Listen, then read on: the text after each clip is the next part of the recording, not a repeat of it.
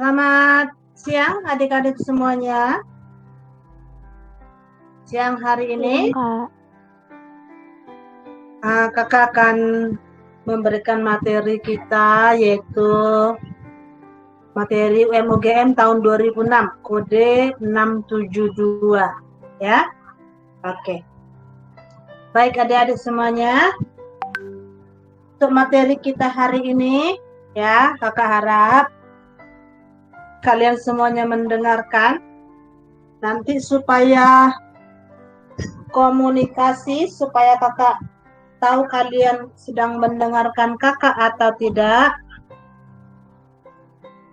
maka kakak akan panggilkan satu persatu untuk menjawab soal ya. Oke.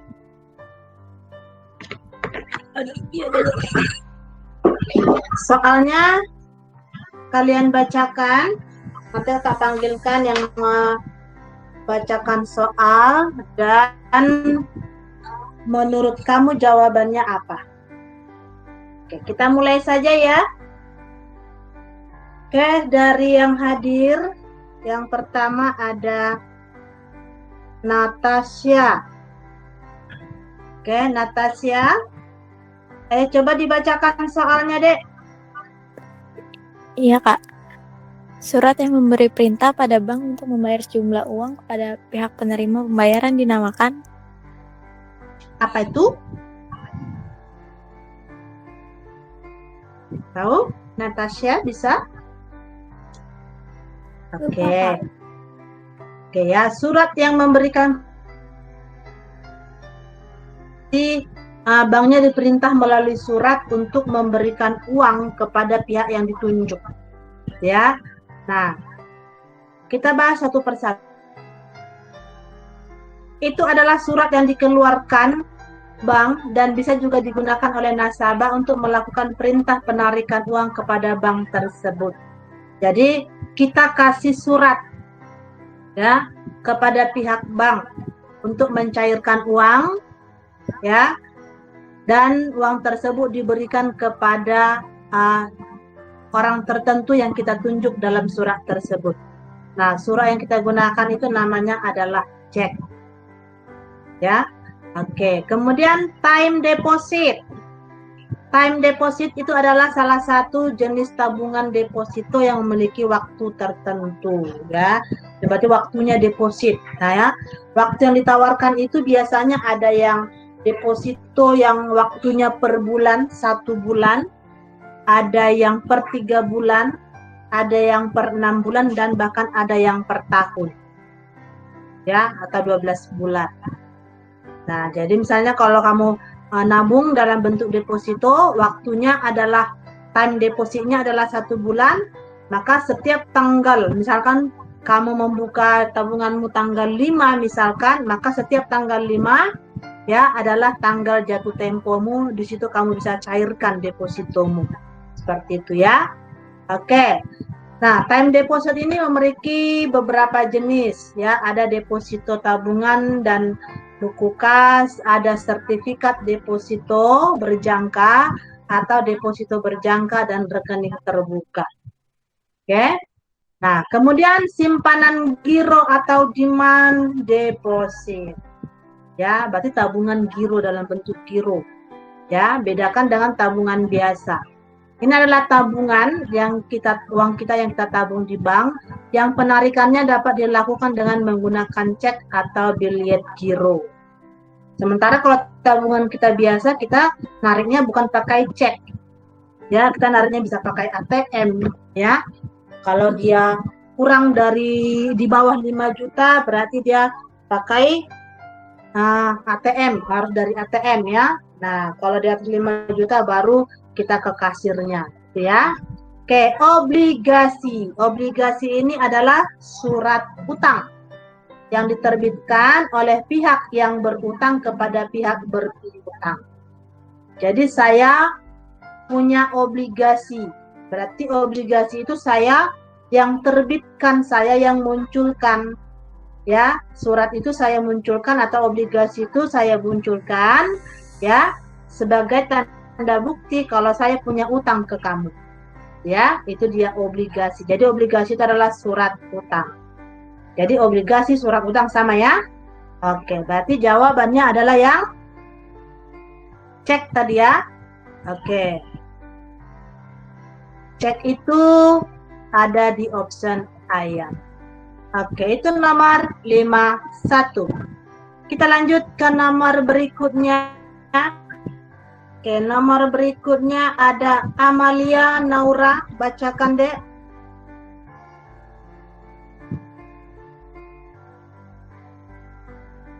Amalia Naura.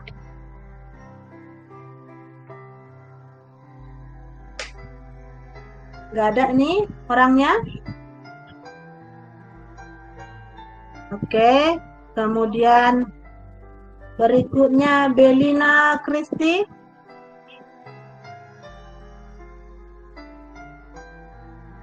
Belina Kristi. Nah, ini juga nggak ada orangnya. Waduh, cuma gimmicknya aja yang standby ya. Orangnya nggak ada nih. Sanza ada, Kak. Siapa nih? Siapa nih?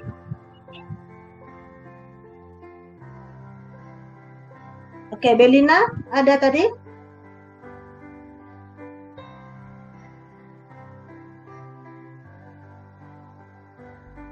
Oke ya, oke Amalia boleh kamu chat lewat di chat aja ya, coba. Bakal menurut kamu nomor 52 apa jawabannya?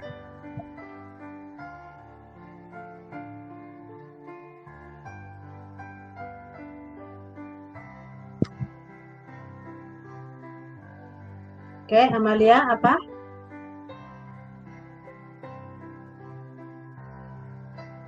Oke, jawaban Amalia adalah yang bola. Oke, baik. Tanggal 1 April 2006, perusahaan menjual secara kredit. Ya, kalau menjual secara kredit berarti ini adalah pembukuannya, pencatatannya berarti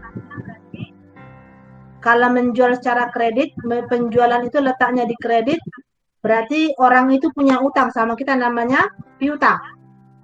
Ya, jadi piutang pada penjualan sebesar 1 juta. Ya, kemudian di situ ada syarat pembayarannya atau termin. Nah, terminnya 5/10 N/30. Nah, artinya ini kalau membayar dalam jangka waktu 10 hari, maka akan mendapat potongan 5%. Jadi yang di atas itu persentase, yang di bawah adalah jangka waktu ya. Dan pembayaran terakhir adalah 30 hari dari tanggal transaksi. Oke, itu artinya 5/10 N/30. Nah, kemudian pembeli membayar tanggal 10. Nah, kalau membayar tanggal 10 berarti jangka waktunya dari tanggal 1 ke tanggal 10 hari. Berarti masih dalam waktu jangka tempo ya, dalam termin, jangka termin. Berarti 10 hari masih mendapat potongan ya. Karena kan dalam jangka waktu 10 hari mendapat potongan 5%. Maka dia dapat potongan sebesar 5%. Nah, maka yang 5% itu berapa? Yang 5% itu adalah 50.000. Berarti dia dapat potongan 50.000. Maka jumlah yang dibayarkan oleh si pembeli, berarti piutangnya, yaitu selisih ya dari jumlah utangnya. Utangnya 1 juta dipotong 50, maka sisanya 950. Potongannya 50, berarti yang diterima 950 itu ya. Maka yang dibayarkan adalah 950, itu ada di option dodol. Oke. Itu nomor 52. Oke, kita lanjut. Nomor 53, Belina ada? Di luar juga apa gimana? Nggak ada, berarti hanya gimmicknya aja yang aktif ya, tapi orangnya nggak ada. Oke, yang berikutnya Cinta. Ya Kak, Oke, silahkan. sebuah aktiva tetap diperoleh dengan harga 500.000, umur ekonomis ditaksir 5 tahun, penyusutan 5% per tahun dari nilai sisa dari tahun yang bersangkutan. Berapa nilai sisa setelah umur ekonomis berakhir? Berapa nilai sisa, nilai utangnya, sisa utangnya setelah ya umur barangnya berakhir, berarti barang umur terakhir ya, tahun terakhir. Itu ya. Oke. Nah, rumusnya itu adalah NS sama dengan HP dikali 1 min P per N. Ya, pangkat N ya. Oke. NS itu adalah nilai sisa, itu yang ditanyakan ya. Kemudian HP adalah harga perolehan, berarti atau harga beli barangnya. N umur ekonomis, kemudian P penyusutan. Oke. Nah, dari soal kita ini yang diketahui adalah HP-nya 500.000. Kemudian usia ekonominya atau umur ekonominya 5 tahun. Kemudian penyusutannya 5% atau 0,05. Ya. Nah, berarti yang ditanya adalah nilai sisanya. Ya, nilai sisanya. Maka dengan menggunakan rumus ini, kita tinggal masukkan aja ke dalam rumus. Oke, harga perolehannya 500.000, penyusutannya 0,05, nilai tahunnya adalah 5. Maka hasilnya 1 dikurang 0,05 adalah 0,95 pangkat 5, hasilnya adalah 386.890. Oke, maka optionnya ada di ayam. Oke, itu untuk nomor 53. Bisa ya diikutin ya pakai rumus. Oke, berikutnya nomor 54. Oke, Amalia sudah benar. Zaki, ya silakan dek dibaca nomor 54. Saham badan usaha milik negara atau BUMN banyak dialihkan dari pemerintah ke masyarakat. Proses ini disebut Dari pemerintah, BUMN berarti umum, dialihkan ke masyarakat jadi milik pribadi. Ya, jadi milik pribadi. Oke. Nah, apa itu publikasi ya? Publikasi berarti membuat konten untuk umum ya. Kayak kalian bikin konten TikTok ya, konten sebagainya ya. Divestasi ini adalah menjual harta perusahaan atau aset perusahaan, baik itu dalam bentuk uang ataupun barang yang dimiliki oleh perusahaan. Itu namanya divestasi. Sosialisasi berarti komunikasi ya antar sesama ya, antar seseorang. Oke. Akuisisi ini adalah perusahaan membeli sebagian besar atau seluruh saham perusahaan lain. Contohnya itu apa itu? Contohnya apa kemarin? Yang Gojek beli apa? Grab beli apa tuh? Beli apa tuh? Yang satu lagi itu namanya yang warna kuning. Apa itu kemarin dibeli oleh Gojek ya, sama-sama ojek online ya, dibeli, tapi yang membeli ada sahamnya dibeli oleh Gojek jadi bergabung ya, itu namanya akuisisi. Apa sih namanya itu dulu, lupa ya. Oke, kemudian privatisasi adalah proses pengalihan kepemilikan dari umum menjadi milik pribadi. Berarti milik umum BUMN, badan usaha milik pemerintah kan? Oke, berarti itu milik umum. Menjadi ke masyarakat berarti ke pribadi. Berarti disebut dengan proses privatisasi. Oke, itu nomor 54. Oke, berikutnya Kita lanjut ke nomor 55. Sekarang Pak Kira. Iya, Kak. Yo, silakan. Bila koefisien elastisitas penawaran beras adalah 0,75, maka dapat disimpulkan penawaran bersifat Menurut Pak Kira apa itu, Dek? Sifat apa? Masih ingat? Kak. Hah? Inelastis, bukan? Iya, benar, inelastis ya. Oke, masih ingat ya jenis-jenis elastisitas? Oke, jenis-jenis elastisitas harga itu ada yang elastis. Elastis berarti jika elastisitasnya lebih besar dari 1, di mana perubahan jumlah barang lebih besar daripada perubahan harga. Kenaikan atau penurunan jumlah barang lebih besar dari persentasenya daripada persentase kenaikan maupun penurunan harga. Oke, ini berlaku untuk barang-barang mewah ya. Oke, kemudian yang kedua inelastis, berarti elastisitasnya kurang dari 1, lebih kecil dari 1. Ini lebih kecil ini ya. Nah, nanti kakak rubah jadi angka lebih kecil. Oke.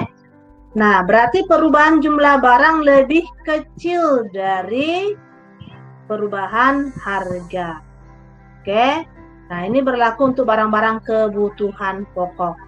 Ya. Oke. Ini tandanya masih salah, nanti kakak perbaiki. Oke, berikutnya uniter elastis. Berarti perubahan harga sama dengan perubahan jumlah barang. Ya, sama dia. Dan ini berlaku untuk semua jenis barang. Oke, elastis sempurna berarti ini perubahan jumlah barangnya tak terhingga. Ya, perubahan jumlah barangnya positif meskipun harganya, perubahan harganya enggak ada. Harga enggak berubah, tapi jumlah barang terus berubah. Ya, ini juga berlaku untuk semua jenis barang. Oke, kemudian ada inelastis sempurna, ini elastisitasnya sama dengan 0, berarti jumlah barangnya tidak berubah, sementara harganya naik turun ya. Dia berubah terus. Oke. Nah, maka kalau 0,75 berarti kurang dari 1 atau lebih kecil dari 1, maka jawabannya adalah inelastis. Benar sekali ya. Oke. Kita lanjut ke nomor 56. Berarti nomor 56 tadi Jaki, sekarang Faradina. Pada harga 6.000, jumlah barang yang diminta adalah 10 unit. Pada harga 8.000, jumlah barang yang diminta adalah 10 unit. Maka koefisien elastisitas permintaan adalah yang A, bukan apa? Yang A. Oh, belum. Ini apanya belum kakak buat animasinya nih ya, jawabannya ya. Oke. Masih ingat kan rumusnya Faradina? Pakai rumus yang mana nih? Lupa, Kak. Lupa. Waduh, kok lupa sih deh. Ya. Oke.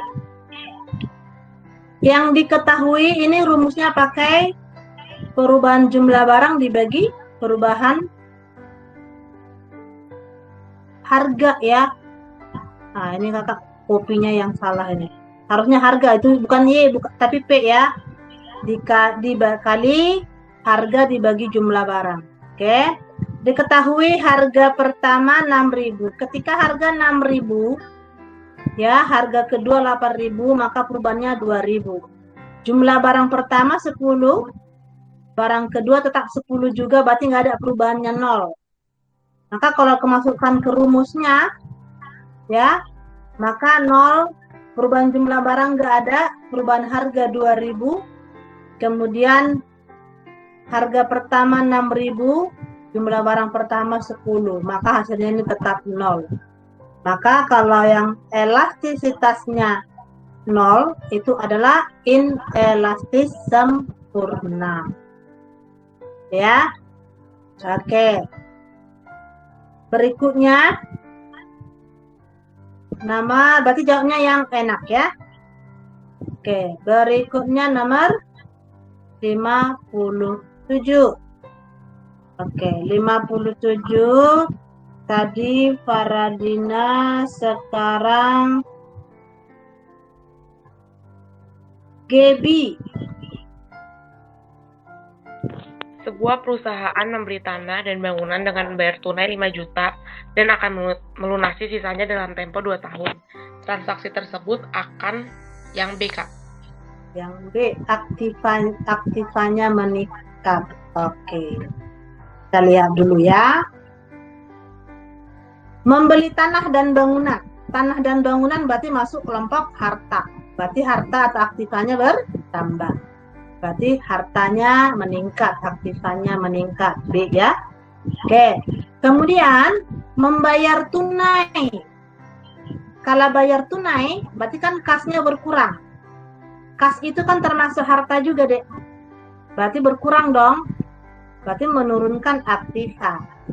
Berarti ada aktiva yang bertambah, ada aktiva yang berkurang. Ya. Sisanya dibayar 2 tahun lagi. Berarti di sini ada utang. Berarti utang mereka bertambah. Nah, berarti jawabannya akan meningkatkan harta dan mengurangi harta juga ya. Hartanya ada yang bertambah, ada yang berkurang, dan utangnya juga bertambah. Ya. Oke, jadi mana dong jawabannya? Yang B benar, aktivanya meningkat. Yang D juga benar. Berarti jawabannya 2 dong. Sama-sama benar kan?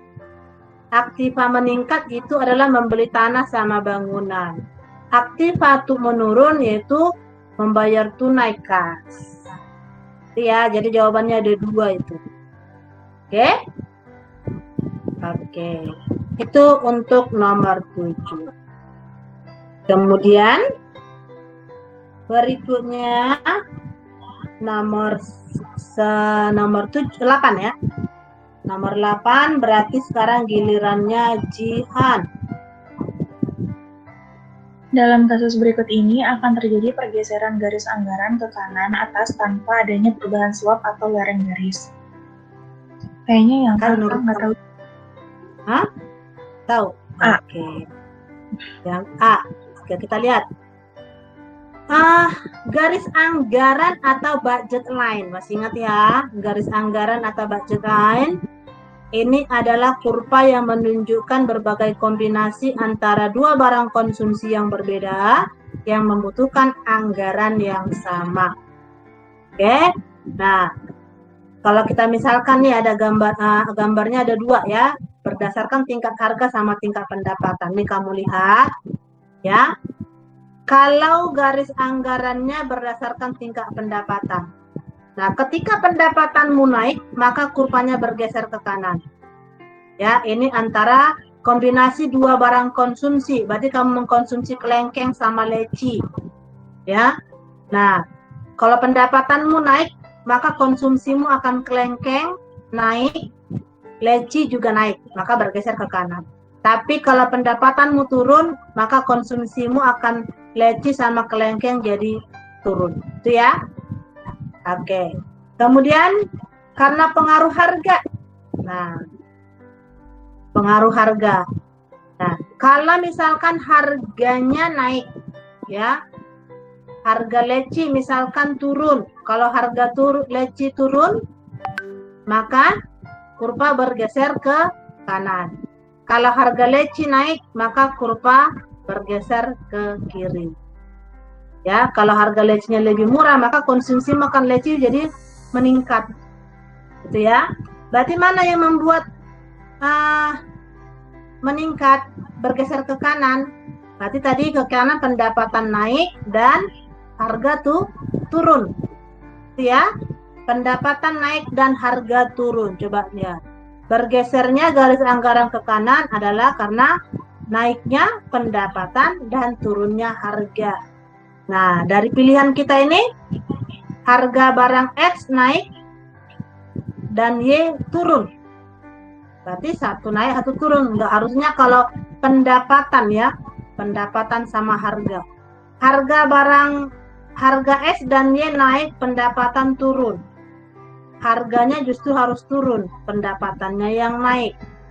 Harga barang X, Y naik, intinya harga turun ya. Nah, ini berarti nggak ada jawabannya di sini. Harusnya harganya turun, pendapatan yang naik. Kebalik ya pilihannya. Oke, jadi tidak ada jawaban ya, Dek. Jawaban yang benar adalah harga barang X dan Y turun, pendapatan naik. Itu ya, itu jawaban yang benar. Maka jawaban yang benarnya jadi tidak ada. Oke. Itu nomor 58. Oke. Kita lanjut. Nomor 9. Oke, untuk nomor 9 sekarang gilirannya Amalia.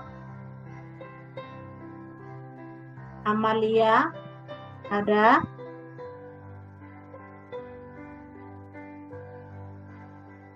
Gak ada ini Amalia? Amalia N Amalia. Oh, iya, Tadi ada, Kak. Amalia. Hah? Ada, Kak, ada. Ada. Oke, yuk silakan Dek dibaca nomor 59. Penerimaan total dari penjualan X adalah R sama dengan 80Q min 2Q kuad. Itu kuadrat atau 2 deh, Kak? Kuadrat itu kuadrat. Kuadrat. Hitunglah penerimaan marginal MR pada elastisitas permintaan sama dengan min 4. Oke. Yang ditanya adalah berapa MR-nya saat elastisitasnya min 4. Ya, ketika TR-nya 80Q min 2Q kuadrat. Oke. Nah, yang diketahui TR-nya 80Q min 2Q kuadrat. Kemudian elastisitasnya 4. Karena dia permintaan jadi min 4. Ya. Kalau penawaran positif pastinya. Oke, yang ditanya adalah MR-nya. Ya, MR atau pertambahan penerimaan. TR total penerimaan. Oke. Nah, elastisitas kalau pakai fungsi seperti ini ya, diketahui TR sama dengan, berarti dipakai rumus elastisitas yang Q absen kali P per Q. Masih ingat ya, Dek ya? Rumus elastisitas itu kemarin ada 4. Ya, tadi yang pertama delta Q per delta P kali P per Q. Sekarang yang kedua Q absen kali P per Q. Ya? Oke. Nah, pakai rumus yang Q absen kali P per Q. Kemudian MR itu sendiri rumusnya adalah turunan dari TR. Maka langkah pertama yang kita lakukan, kita cari dulu TR-nya. Ya, kita cari dulu TR-nya. Berapa P-nya, berapa Q-nya. Ya, oke, TR itu kan rumusnya P kali Q. Tadi fungsi TR adalah 80Q min 2Q kuadrat. Kalau kita mau cari P, di sini kan pakai rumus elastisitas, kita harus cari berapa Q absennya, berapa P-nya, berapa Q-nya. Ya, harus kita ketahui ini semua. Maka pertama kita cari dulu P-nya. P-nya kita cari dari fungsi TR. TR itu rumusnya P kali Q. Maka kalau kita cari P, maka kita putar rumusnya jadi P sama dengan TR per Q. Maka P 80Q min 2Q kuadrat dibagi dengan Q. Maka rumusnya, fungsinya jadi 80Q min Q berarti 80. 2Q kuadrat dibagi Q hasilnya 2Q. Maka P-nya dapat 80 min 2Q. Ya, itu untuk P. Sekarang untuk Q. Cari Q absen. Oke, Q absennya berarti dari fungsi P, kita pakai dari fungsi P aja. P-nya tadi 80 min 2Q. Tinggal kita pindah ruaskan saja. Karena kita mau cari Q. Berarti kita pindah ruaskan jadi 2Q sama dengan 80 min P. Maka dapat Q-nya 40 min 0,5 P. Ya, 40 min 0,5 P. Maka Q absennya jadi dapat min 0,5. Ya, turunan Q-nya. Berarti min 0,5. Dapat ya? Q absen dapat, P dapat. Oke, berikutnya. Maka kita cari berapa Q-nya. Ya. Nah, tadi masukkan ke rumus fungsi elastisitas. Elastisitasnya tadi min 4. Q absennya min 0,5. P-nya tadi 80 min 2Q. Maka kita tinggal cari Q. Ya. Jadi bukan Q-nya bukan yang fungsi ya, bukan fungsi. Kan kalau kita misalkan pakai yang ini kan P-nya belum diketahui berapa. Masih dalam bentuk fungsi juga kan? Oke, jadi kita mau cari satuannya Q. Oke, maka kita masukkan ke rumus elastisitas. Maka elastisitasnya min 4. Q kuadratnya, Q absennya min 0,5, P-nya 80 min 2Q per Q. Maka ini tinggal dikali silang. Min 4 kali Q ya, maka hasilnya min 4Q. Maka 0,5 min 0,5 kali 80 itu adalah 40 ya, jadi min 40. 0,5 kali min 0,5 kali min 2Q berarti dapatnya Q. Nah, nanti hasilnya min 4Q sama dengan min 40 plus Q. Oke. Nah, sekarang karena mencari Q berarti sama-sama kita bagi Q. Ya, maka ini kita pindah ruaskan. 40 sama dengan ini pindah ruas ke sini jadi Q plus 4Q. Maka jadi 5Q. Maka Q-nya adalah 8. Dapat Q-nya ya. Oke, sekarang yang ditanya adalah MR. Nah, MR itu rumusnya adalah tadi TR absen. Ya, MR itu rumusnya adalah TR absen. Nah, maka TR-nya tadi adalah 80Q min 2Q kuadrat. Maka turunannya, maka TR absennya adalah 80 min 4Q. Oke. Nah, Q-nya tadi 8. Ya kan? Q-nya tadi 8. Maka gantikan Q-nya jadi 8. Maka dapatlah MR-nya sama dengan 48. Oke, maka jawabannya adalah yang enak. Itu caranya ya. Oke, ini jadi diputar-putar semua soalnya berhubungan elastisitas dihubungkan ke biaya produksi. Ya. Ini hubungan antara elastisitas dengan biaya produksi. Oke, itu nomor 59. Kita lanjut ke nomor 60. Oke. Nomor 60 berarti sekarang gilirannya. Ntar dulu siapa sekarang? Tadi Amalia sudah.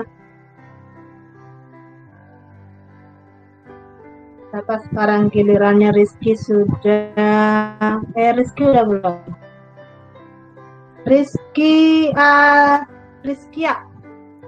Oke, Rizkia. Iya. Ya. Jika harga barang X mula 1.000 per unit, jumlah permintaan sebanyak 10 unit. Ketika harga turun menjadi 800 rupiah per unit, jumlah permintaan menjadi 20 unit. Maka koefisien elastisitas permintaan adalah. Oke, maka elastisitas permintaannya berapa? Berarti sama ya dengan yang tadi ya, Dek ya? Sama ya pakai rumus yang tadi. Berarti rumusnya adalah perubahan jumlah barang dibagi perubahan harga dikali harga bagi jumlah barang. Oke, yang diketahui Harganya ketika harganya 1.000, jumlah barangnya 10. Harganya 800, jumlah barangnya 20. Maka perubahan harga di sini 200 dan perubahan jumlah barang 10. Oke, tinggal masukkan ke rumusnya. Yang ditanya elastisitasnya. Oke, masukkan ke rumusnya. Berarti perubahan jumlah barang 10, perubahan harga 200, harga pertama 1.000, jumlah barang pertama 10. Maka hasilnya 5.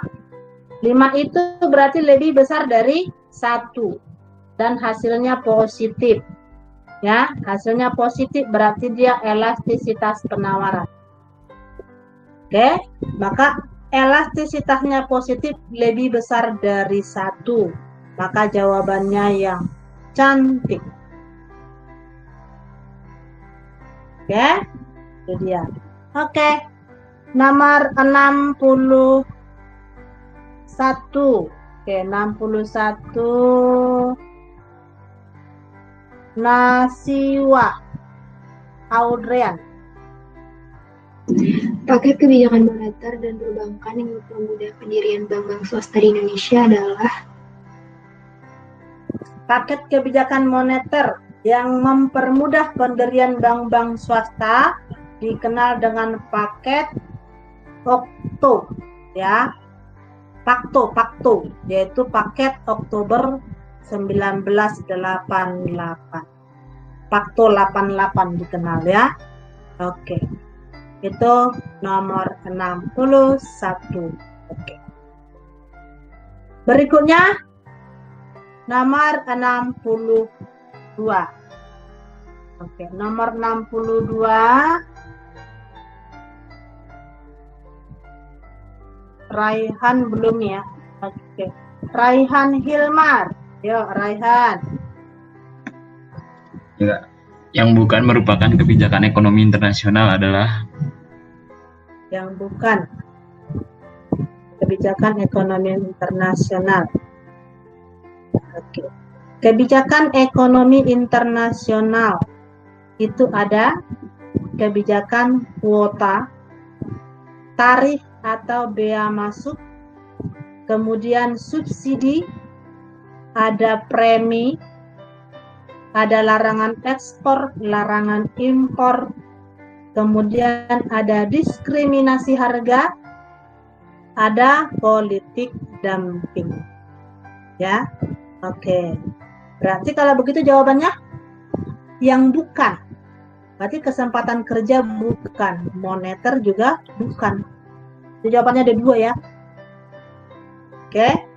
Itu untuk nomor 62. Oke, berikutnya nomor 63. Oke. Nomor 63 sekarang gilirannya Sansa. Sansa, yuk silakan. Harga keseimbangan mengandung pengertian. Oke, menurutmu yang mana, Dek? Gampang dong itu. Harga keseimbangan adalah harga keseimbangan adalah dikenal dengan mekanisme pasar atau kesepakatan antara penjual dan pembeli. Itu ya. Oke, atau bertemunya antara perpotongannya antara kurva permintaan dan penawaran. Maka jawabannya yang cantik. Oke, kita lanjut ya. Musiknya nggak kedengaran, nggak ngerti dah. Oke, yes. Kita lanjut ke nomor 64. Oke. 64 berarti sekarang gilirannya Sarvina Sekar Putri.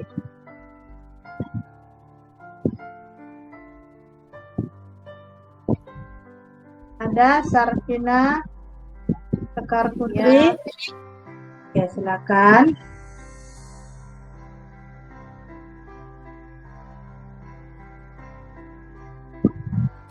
Pada tanggal 1 April 2005, PT ABC mengasuransikan gedung dengan premi 36 juta untuk jangka waktu 3 tahun.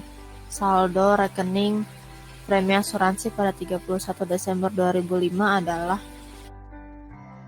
Sudah ada jawabannya di situ ya, kakak lupa menyembunyikannya. Oke, nah yang ditanya adalah saldo premi. Oke ya, kita lihat. Masa asuransinya adalah 3 tahun. Kita anggap ini 3 tahun. Ya, ini jangka waktu 3 tahunnya. Itu dimulai dari 1 April 2005. Kalau 3 tahun berarti sampai 31 Maret 2008. Ya, besoknya kan udah 1 April ya. Oke, jadi 3 tahunnya. Oke, dari tanggal 1 April 2008-nya enggak itu dihitung. Oke, nah kemudian ini masa 3 tahunnya. Nah, kita yang diminta adalah saldo tahun 2005. Nah, 31 Desember 2005. Kita anggap di sini 31 Desember 2005. Nah, dari 1 April sampai 31 Desember 2005, inilah yang sudah dijalanin atau sudah menjadi beban. Sementara yang diminta adalah yang saldo, berarti yang belum dijalani. Ini ya, berarti dari 1 Januari 2006 sampai 31 Maret 2008. Itu ya saldonya atau yang belum dijalani. Nah, yang belum dijalani itu berarti 1 Januari 2006 aja sudah ada 12 bulan. 2007 12 bulan sudah 24. Tambah 1 Januari 2008 sampai 31 Maret 2008 itu 3 bulan. Jadi totalnya 27 bulan. Oke. Nah, 27 bulan berarti yang rekeningnya yang masih saldo adalah 27 bulan. 27 bulan itu berarti 27 bulan dari 3 tahun 36 bulan kali 36 juta. Maka saldonya adalah 27 juta. Maka jawabannya yang cantik. Oke? Oke, itu nomor 64. Kita lanjut ke nomor 65. Berarti sudah semua kakak panggilkan ya? Masih ada yang belum? Kayaknya sudah semua. Oke, berarti kembali ke Natasha. 65. Sertifikat Bank Indonesia merupakan yang B, Kak. Ya, jadi ada jawabannya di situ. Kakak lupa sembunyikan. Oke. Sertifikat Bank Indonesia ini adalah surat berharga yang dikeluarkan oleh Bank Indonesia sebagai pengakuan utang berjangka waktu pendek, yaitu antara sampai 3 bulan. Ya, dengan sistem diskonto untuk mengontrol jumlah uang beredar yang ada di masyarakat. Berarti jawabannya adalah yang bola. Ya. Oke. Berikutnya nomor 66. 66 berarti sekarang gilirannya Amalia. Tadi Amalia melalui chat. Masih bisa Amalia?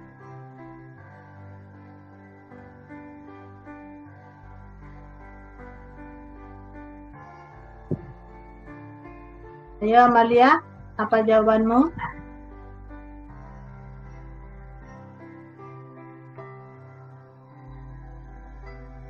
Ada nih Amalianya?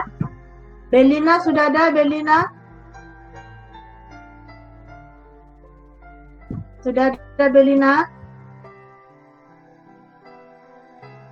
Nggak ada juga. Oke. Berikutnya Cinta. Ada kok.